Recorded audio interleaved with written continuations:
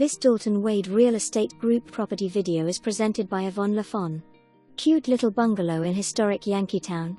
She's built in 1923, 2-bedroom 2-bath home with a metal roof that withstood 2 hurricanes this season and on septic and public water.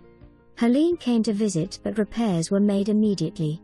With a little TLC, you could make this home an adorable weekend getaway, an Airbnb, or live there forever. The home offers an inside laundry room, new windows, decorative lighting, metal roof, and was recently remodeled inside since last purchase a few years ago. The Withlacoochee River is 1 block away, and within the community there is a marina, Blackwater Restaraunt, fishing docks, a campground, and approximately 6 minutes to the Gulf. Investors don't miss this opportunity. Great find in this little historical town. Seller motivated.